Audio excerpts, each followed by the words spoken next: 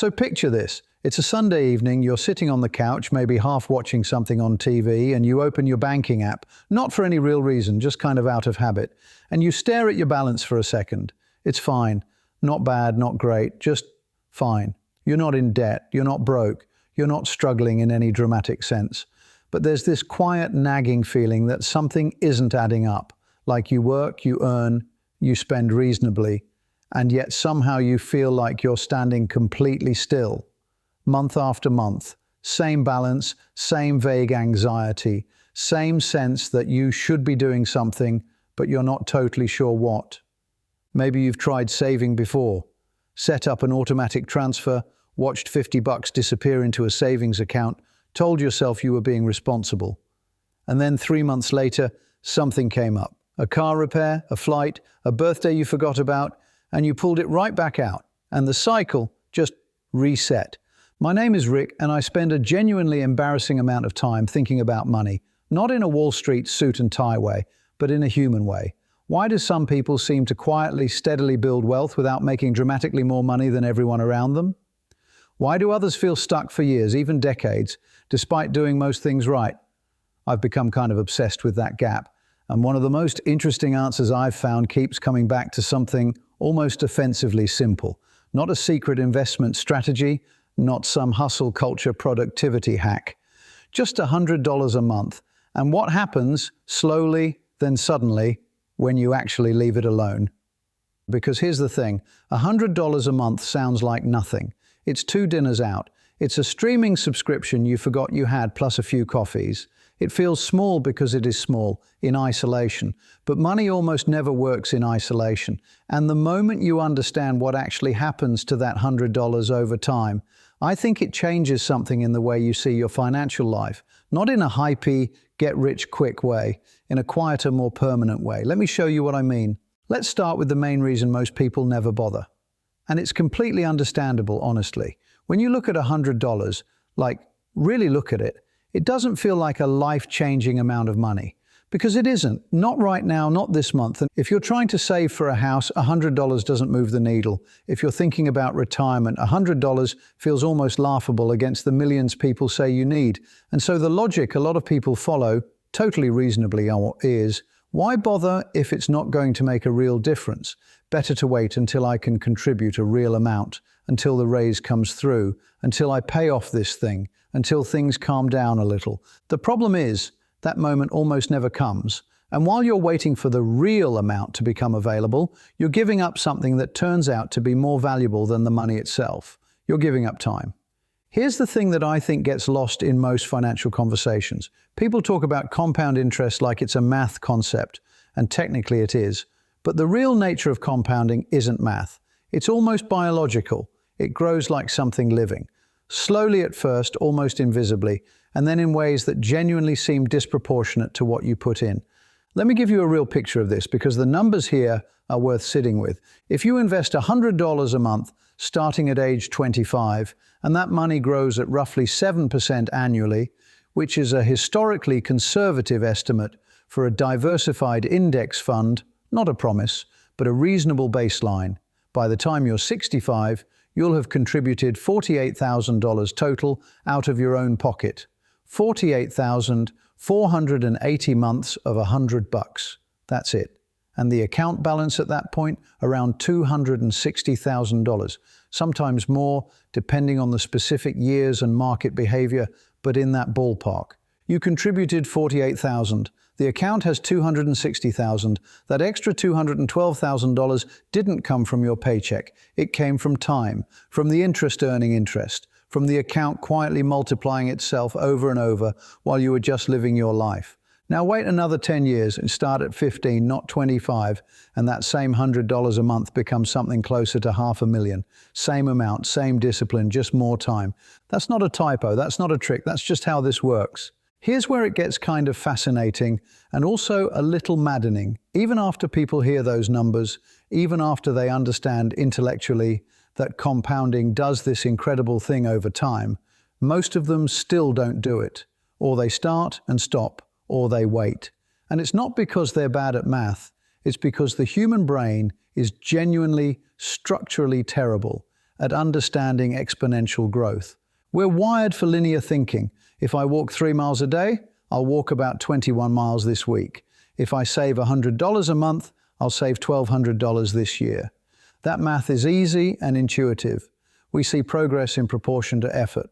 One step in, one step out. But compounding doesn't work like that.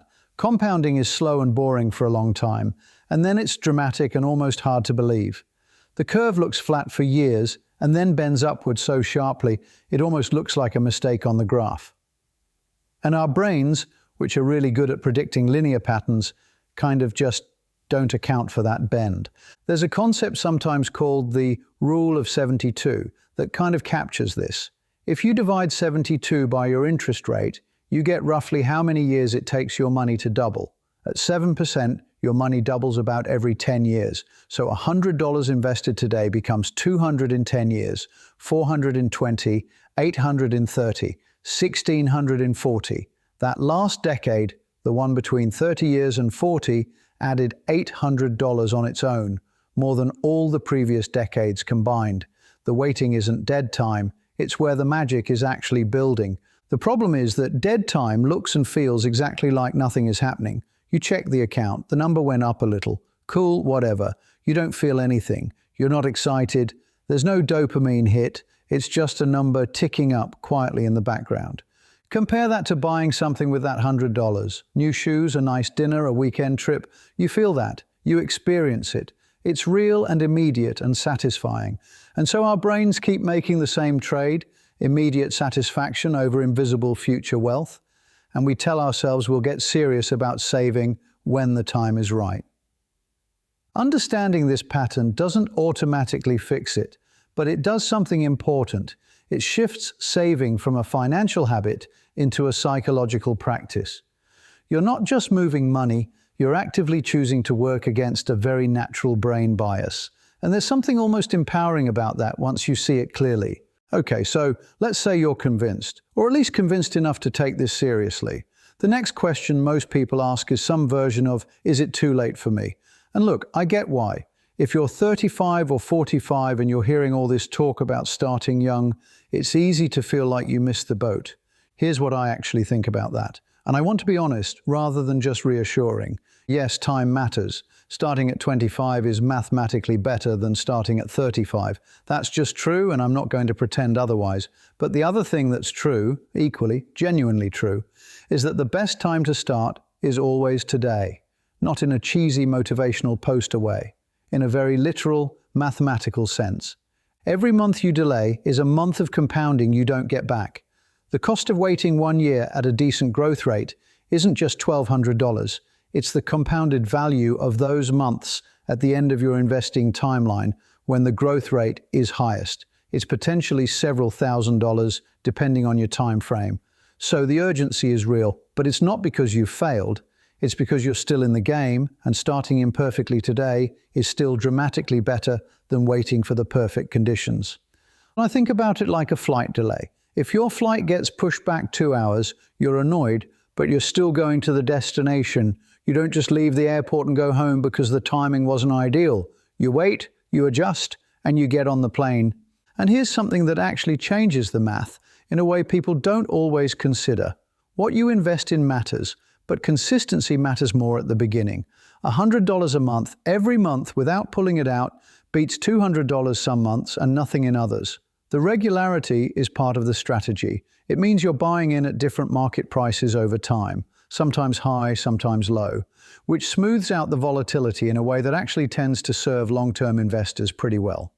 This is sometimes called dollar cost averaging, and it sounds technical, but it's really just set it, send it, forget it. This is the part nobody really talks about enough, because mathematically, the strategy is simple. Practically, leaving money alone for 10, 20, 30 years is one of the harder things you'll ever do. Think about everything that happens in a decade. Jobs change, relationships change, you move cities maybe. There are emergencies, opportunities, moments of genuine crisis where that invested money is just sitting there, and the temptation to pull it out is enormous. I've talked to people who cashed out their retirement accounts in their 30s to cover a rough patch, and every single one of them will tell you it was one of their biggest financial regrets, not because the emergency wasn't real, but because they didn't have a buffer between the emergency and the long-term money. This is why an emergency fund isn't just a nice financial safety net, it's protection for your future self. If you have 3 to 6 months of expenses sitting somewhere accessible, not invested, just sitting there in a high-yield savings account, then when the car breaks down or the medical bill arrives or you lose a job for a few months, you don't have to touch the compounding, you have something to absorb the shock. I know build an emergency fund and then invest sounds like financial advice you've heard before, and maybe it's less exciting than specific stock picks or crypto strategies. But the thing about boring advice that's been repeated for decades is that it's usually been repeated because it keeps working. Boring is underrated in personal finance, genuinely. There's also the psychological dimension of this. When your investments are growing, you need to resist the urge to celebrate by touching them. When they drop, and they will drop, probably multiple times over the course of your investing life, you need to resist the urge to panic and pull out. Both of those impulses feel very rational in the moment. Neither of them serves you. The people who actually see the compounding curve bend upward, they're not necessarily smarter investors. They're not necessarily better at math. They're people who learn to treat their invested money like it doesn't exist, like it's already gone. It's just a number on a screen that they check maybe once a quarter, nod at, and move on with their lives. Let me take a quick detour here because there's a thing that happens to a lot of people right when they start doing okay financially, and it quietly kills the momentum before they even notice it. You get a raise. Maybe it's meaningful. A couple thousand more a year, maybe more. And obviously your life improves a little. You upgrade something. A nicer apartment, a newer car, eating out more, better vacations, small upgrades, all individually reasonable. And then a year or two later, you look at your savings rate and realize it hasn't moved. You earn more, but you're not keeping more. All the new income got absorbed by the new lifestyle. And this is called lifestyle creep. And it's almost universal. Not because people are irresponsible, but because the upgrades happen so gradually that they feel natural, almost invisible. You don't make a dramatic decision to spend more, it just happens. The counter move, and this is one of the few specific strategies I'd actually push on, is to automate an increase to your investment contribution every time your income goes up, even partially. If you get a raise of $300 a month, send $100 of it automatically to your investment account before you ever see it. You never had it, so you don't miss it. Your lifestyle can still improve a little, but now you're also capturing some of that income growth and putting it to work. It's a mechanical fix to a psychological problem. And those are often the best kinds of fixes, honestly, because they don't depend on constant willpower. They just run in the background, doing the right thing while you live your life. I want to try and paint a real picture here because I think numbers alone don't quite capture what we're actually talking about. Imagine two people, same age, same starting salary, same general life circumstances. One of them starts putting $100 a month into a low-cost index fund at 25. The other keeps meaning to start and doesn't get around to it until 35. Just 10 years of difference. By 65, the first person has somewhere around $250,000 to $260,000 from their 100 a month contributions. We talked about that number earlier. The second person, starting 10 years later, closer to $120,000, same discipline, same amount. Just 10 fewer years of compounding. That 10-year gap cost them $130,000. Not in contributions. They put in the same total amount per year during their investing period. The gap is entirely time. It's the missing decade of compounding. Now extend this outward into real life. $260,000 in a retirement account generating modest returns can produce meaningful supplemental income in retirement. It's not replace your salary money necessarily, but it's the difference between feeling financially comfortable and feeling financially anxious at 70. It's the difference between leaving something behind for your kids and leaving them with nothing. It's the difference between having options and not having them. And all of it traces back to $100 a month, which is, to be clear, less than most people spend on food they don't finish or subscriptions they don't use. So here's what I want to leave you with. Not a call to action in the marketing sense, just a thought. The reason this $100 idea is so powerful isn't really about the math. As mind-bending as the math is, it's about what it represents. It represents the decision to play a longer game than most people are playing, to make choices today that your future self will benefit from, even if your present self feels basically nothing when you make them.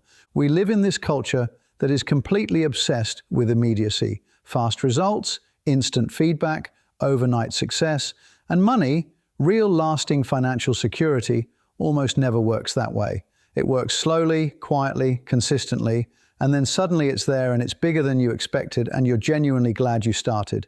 The people who end up financially comfortable in their 50s and 60s aren't usually the ones who made a brilliant move or caught some lucky break. They're mostly just people who started something small, left it alone, and let time do the heavy lifting. That's it. That's the whole strategy. If you're sitting there thinking $100 a month isn't available in your budget right now, I hear you. I'm not dismissing that. Life is expensive and circumstances vary enormously, but I'd gently push back and say, make it 50, make it 25, make it whatever amount you can automate and forget about, because the habit and the timeline matter more than the specific number, especially early on. Get started, let the clock run, add more when you can, don't stop. Because the thing about compound growth, the real thing, the thing that's hard to see until you experience it, is that it doesn't care how you felt about it in year 3. It doesn't care that you almost pulled the money out that one time. It doesn't care that you started late or that the amount felt too small or that you weren't sure it was making a difference. It just keeps growing quietly in the background while you live your life. And one day you're going to open that app on a Sunday evening, look at a number that's gotten genuinely large and feel something shift. Not anxiety, not that quiet dread, just a kind of steady, earned confidence that you did the right thing, even when it felt like nothing. That's what $100 a month actually is. Not small, just slow. And slow, it turns out, is the most reliable path to something real. Now, if you found this video valuable, subscribe to this channel, comment your thoughts and like this video. Thanks for watching, and I'll see you in the next video.